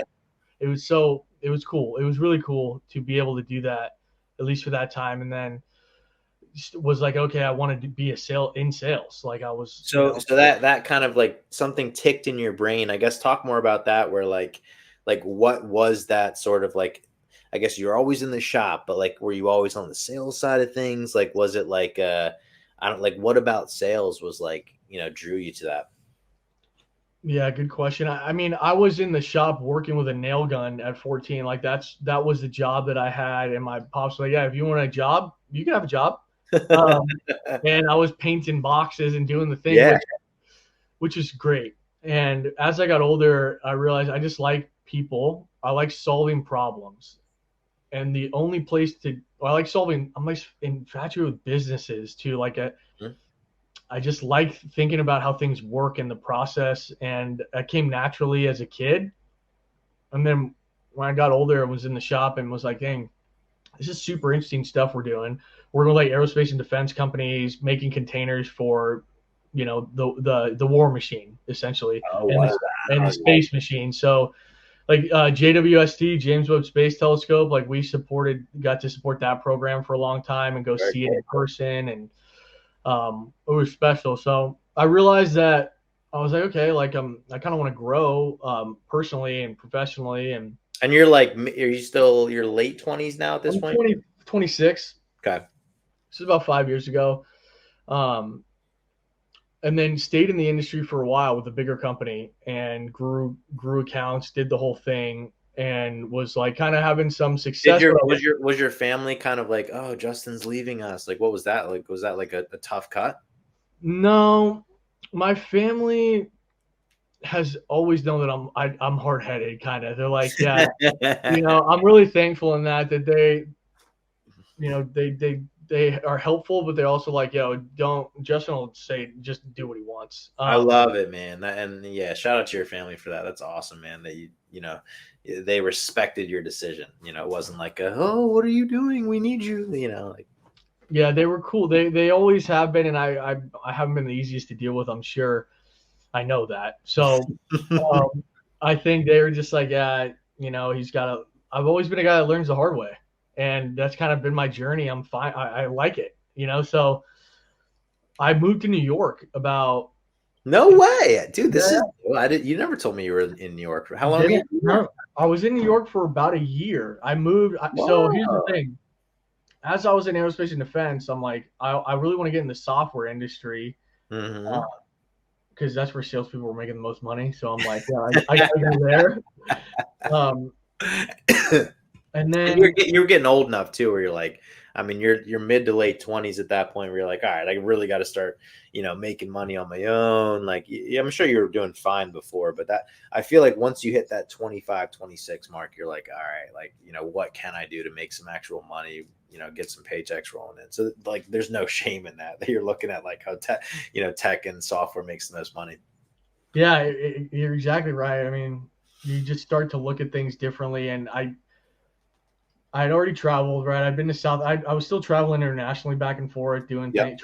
But then I was like, I always had this itch in the back of my mind, like I want to live in New York at some point. Really? So like growing up in California, is that a thing where you're like, because for me, dude, East Coast, like, I mean, I never got to visit California. So we looked at like LA or like just Southern California in general, or like even San Francisco. Like, can't wait to get to the West Coast. That's where all the movie stars live. Like, so like was New York something like that, where it's like, oh, the big city, the Big Apple, I guess they call it, where you're I like, think so. I think so.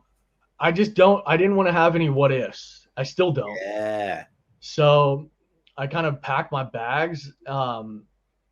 I had two of my teammates that I played college ball with. They live in Jersey and they were living in the city at the time. So I nice. coordinated all this and they were like, "Yo, you can stay at our place." I went out there. This is mid COVID, by the way. So Really, yeah, dude. or not mid COVID. Well, yeah, Early mid COVID, COVID. early COVID. Yeah, and it was right like when there was a little break and like you could go outside, and then they shut everything down again. But anyway, I got to New York and just kind of started making my way. Got a job at a company who's like I was the first U.S. employee at. It's a multi-billion-dollar startup now, or scale up rather. Like really incredible team, and that's where I learned the most. Like it was very This is instructive. prior to me meeting you, correct? This is right before you met me, Okay. so about a year into me living in New York, I had to move back for a family reason. Oh, okay. Yeah, come back, and the company as well. Like we went our separate ways. No hard feelings. They were great. And then I got a job at Postal, and that's where we met. Was like Yeah. we met like 3 months after I moved back from New York. No way. Okay. Yeah. Cool, man. So like what was the biggest, I guess, adjustment being a West Coast guy going to New York? Like, were you like all about it? Was there anything that you kind of missed about California that you were excited to get back to? Or was it like a um, kind of smooth transition all around? First of all, I got curly hair, and so New York sucks for this. During the summer, dude, like my hair, and it's so humid. I'm like, oh, this is disgusting. That is different, huh? The humidity versus just the nice, just regular temps. What is it? Mostly mid 70s, like throughout the year out there. Yeah. Did you guys get And the like beautiful even weather? in the desert, I don't mind dry heat. Like that's Mhm. fine. But you go outside, you start sweating. Everyone looks disgusting.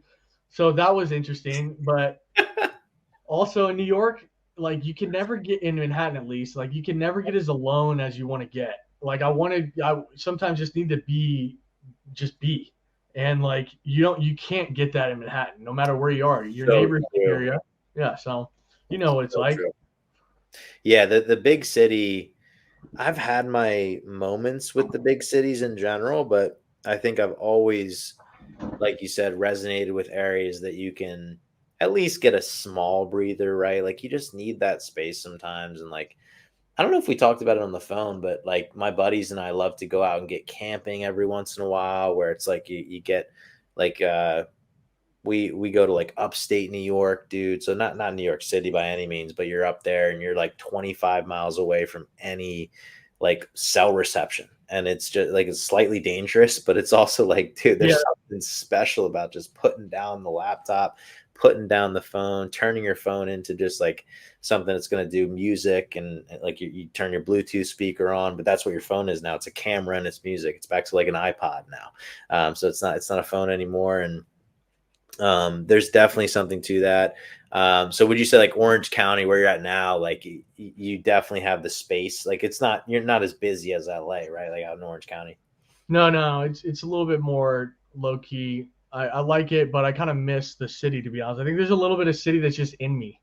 There You know? is, and like there's good things about that hustle and bustle too. Like I was never fortunate enough to live in like Center City, Philadelphia, where like, all the cool historic stuff's at, but I wasn't far from like anywhere in the city. You're really not far from it. You're like a $10 Uber away, at least back then.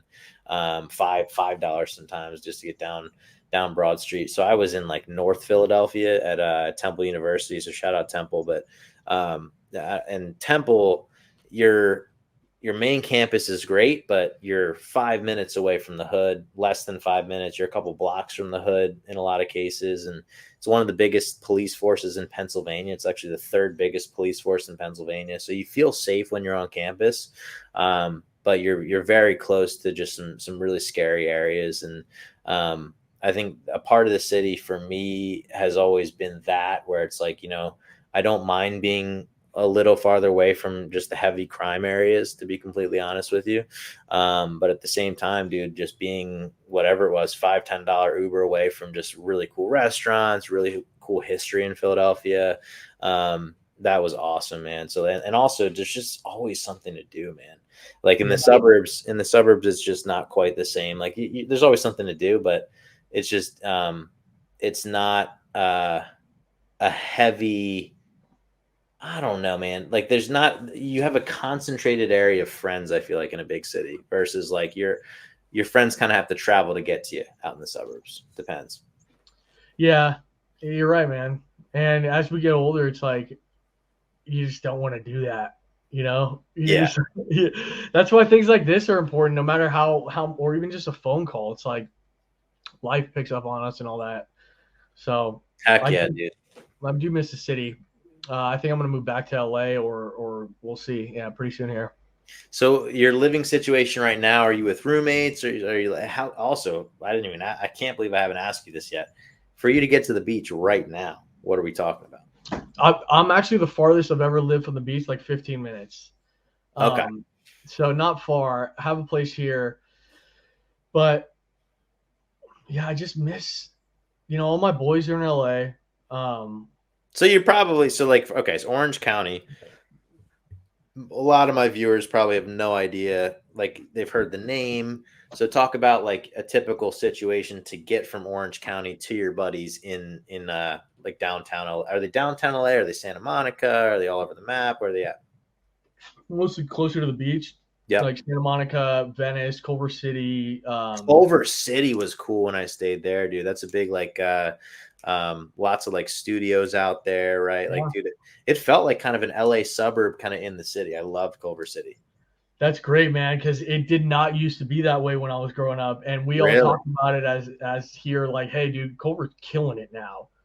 It was cool, man. It's cool. It's gotten even better. So like, I get takes like 40 minutes to get to LA. Like you, Stop it. 40 minutes? yeah, is that a That's lot? the thing. No, my East Coast followers and people, dude, nobody realizes like you think of LA almost as Orange County. And I always like I visit my buddy in LA every year or two at most. But if I can get there a couple times a year, I'd love it that way. But dude, you just forget how long it does take because that traffic is something else sometimes. So Orange County, Oh, bro, that's with no traffic. that's with no traffic. You're talking Yeah. 40 minutes. It's Yeah, that let me get far some out. water. Yeah, dude. Like, if don't even bother leaving the house during rush hour. Yeah. Oh yeah. Like and in LA, it'll take you an hour to go a couple miles if it's rush hour. Insane. If people listening to this have never been to LA, LA is awesome, by the way. I don't want to scare people away from it, but that traffic is something else, man. And like you have to just become I mean, talk about patience, too. Talk about patience, like sitting in that traffic. Like me and my buddy, when we went out there for a UFC fight probably 2 years ago. We went, dude, for the, I don't know if you're a UFC guy, for the Francis Ngannou Cyril Gane fight in Anaheim. Was that Uh, a big time? I mean, so Ngannou's fighting Fury tomorrow night. Ngannou is one of the best heavyweights of all time from the UFC Wow. perspective. So we went out there in Anaheim when that fight was going on, and we were kind of debating like, do we stay close to the beach in LA or do we stay in Anaheim because that's where the fight's at, and we're going to be out there for a week anyway. And we ended up being semi closer to Anaheim. I forget what town we stayed in. It was almost like a Chinatown situation. I don't even know what the town was called, but we stayed closer to Anaheim. And I'll tell you what, because we wanted to spend most of the days in, whether it was Venice, Santa Monica. My buddy was in like Marina del Rey, I think, at the time, or something like that. So we wanted to be close enough to him, but also close enough to fight. And I'll tell you what, man, we had to leave at 6 or 7 in the mornings just to beat some of that traffic. And it was still taking us hour and a half from like suburbs, like closer to LA suburbs of Anaheim. We tried to be as midway as possible, but just to beat some of that traffic and get as close to the Pacific Coast Highway as you could. I mean, you're talking really early in the morning, and it's still then we're still getting a couple days. We still got stuck. Like, and then getting home was like a whole. So like anybody who's thinking about, okay, you're going to Disneyland out there on the East Coast, and you're like, oh, you've never been really out there, and you want to also do LA. It just depends on what you want to do. If you're more on the Disneyland side, and you're going to do Disneyland for more days than LA, then stay on that side. But if you really want to do LA and a lot of stuff in there, you don't want to be that close to Anaheim. Like, you want to be on that LA side just based on the traffic. But yeah, I just went on a rant, so keep going. Dude, that's a good call. I agree. It's like I don't think anything of it because it's just the way it's always been. But for you, it's good feedback to give your viewers and listeners. It's like, hey, if you don't know, don't plan on getting anywhere fast. No, dude. No. Yeah, like if you're like if you have a mile, it's not going to take you 5 minutes. It's going to take you a half hour to get there. Heck yeah, dude. So like so your Orange County is LA like a pretty frequent weekend spot for you? I said you earlier on you were saying that it's like about once every 2 weeks you're doing golf. So when you're golfing, you're probably not LA. LA is not a big golf, right? Like that's you're kind of suburbs. There aren't many courses in the city. There's actually just one ranch. I mean, there are other 9-hole courses, but there's one 18-hole course. There's Hawthorne courses as well. I guess depends on how you define LA, but most of the courses you want to play in the valley or around here. But I just go back to hang with the guys. Yeah. Just to it's home. It's like you just get there. I'm like, yeah, it might be trash, but it's our trash. I hear you. So like, is LA? I think of LA. I think of New York.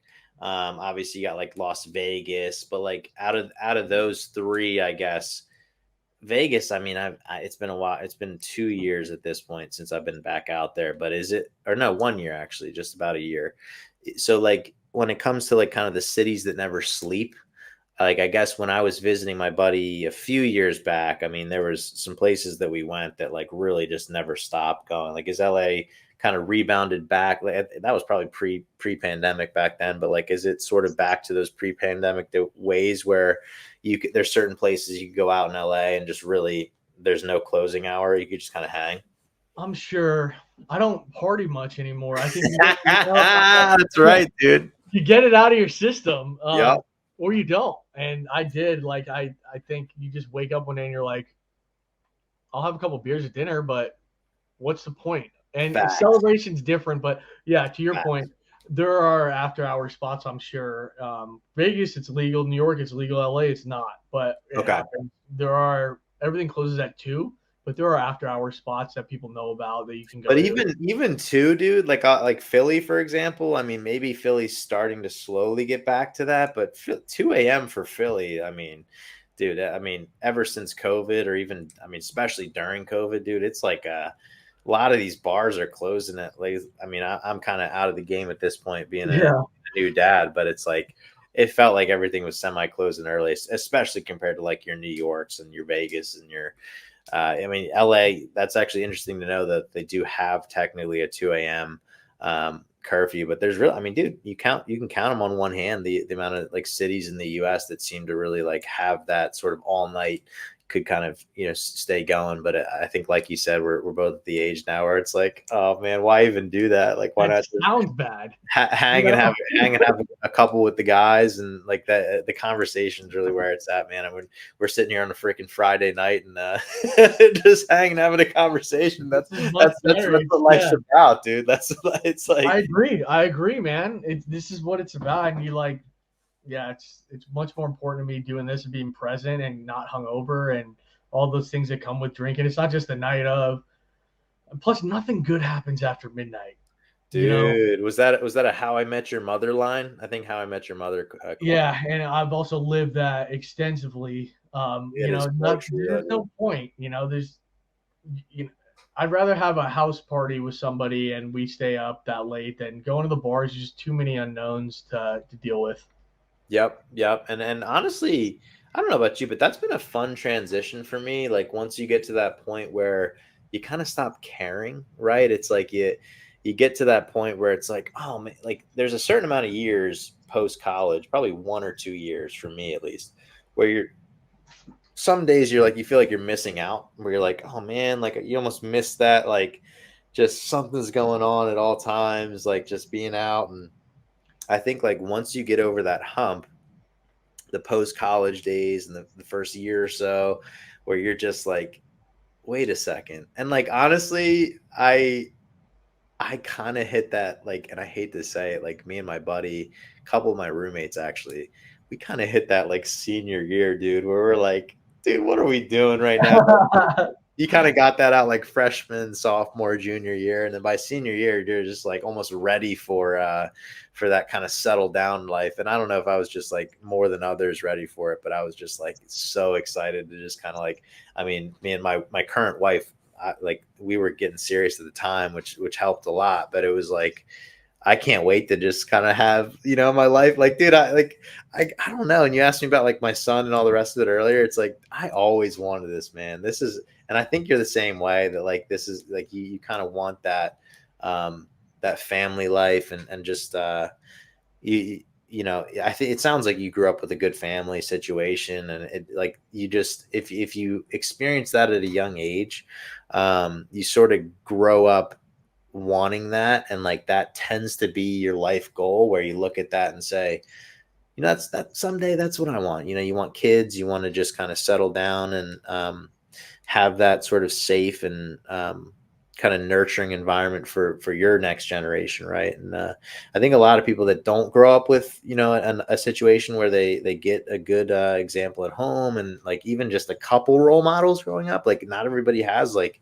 mom and dad, or like just dude, there's plenty of situations just in my own life of people I know that just did not have that growing up. And I think like if you just have one or two people in your life that you can look at and say, you know what, that seems like a good situation for me when I'm older. And even if you don't, if you're able to make it work when you're older, I think there's just something about that sort of family.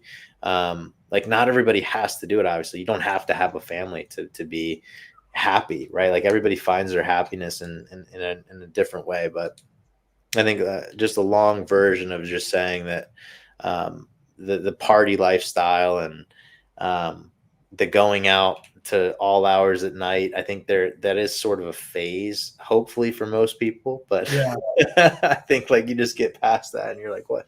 Oh man, there's so much better to do, and it's there just is. Dude, for it's me, cool it to was go like a physical feeling. Like I would get super anxious when I was hungover, and I'm like, I don't want to feel this way anymore. a Um, 100%. so then I'm like, I'm just not gonna do this then if it makes me feel this way. 100%, dude. Yeah, and like I think I always talk to people like whether it's drinking or whatever, dude, too much of anything is a bad thing, right? Like, Yeah, um, there's stupid examples of like I know people that like read too much, dude. Like, and like that makes you a smarter person normally, but like I have people I know like personally where it's like, dude, stop reading, go out and like hang out with like there. It's like you want to be a balanced person, you want to be a diverse person, and too much drinking, too much anything is a bad thing. Like and there's so much like silly stuff that people are just like, oh no, like I'm doing this now and this is what I do full time. It's like, no, you need to have balance. There's an aspect to like just have a balance in your life. And like drinking, of course, is one of those. It's like an easy, like, oh no, like too much. That's like more blatant. Obviously, too much. Like you as a bartender have seen the yeah. too I've many lived drinks it. is a bad Yeah, thing. You've lived it exactly, dude. yeah, man. I think Oh the my god. moderation thing has always been tough for me. Not just with drinking. Like I'm not like I'll drink, but Yeah, you gotta. It's good to have people around you to remind you to moderate things like you're talking about with reading or even work. Like I'll tend to get really absorbed by something I'm interested in, and then just let the days go by. A And then hundred, I realize, like, oh my god, I've got to go talk to a human. You a know, hundred percent. so I think it's important to have people around you also that notice that and pull you out of that. Yes, dude. I talked to a couple people about just like it's hard because for me, having a small circle is something that I've known for a long time is probably the smartest way to go about it. But I think I have a really hard time about I just want to be everybody's friend. You know what I mean? I want to be nice to everybody, and you should be nice to everybody. But I think if you're too close to too many people, you almost overpromise, and it kind of goes back to what we are talking about with sales and all the rest of it. It's like you want to be able to um, be there for everybody, but there reaches a certain amount where you can't even um, maintain it. Where it's like, oh, like you're telling, like I have friends that'll tell like five people in a night that they're gonna all hang out. You know, it's like Yeah, yeah.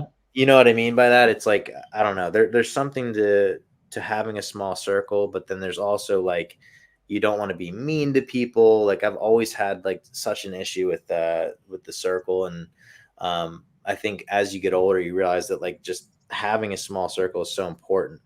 And like the more people you have around you that are positive influences, like you said, it's only going to do good things for you, and too many negative influences around you, obviously can be a really bad thing. Oh, there you are. You're froze for a second. I was like, You've been okay. frozen for like 2 minutes. I just been looking at your frozen photo. Oh no, I'm not frozen on my end. Let me pause again. Awesome. So yeah, we're back with Justin McCullough here, guys. Sorry about the technical glitches.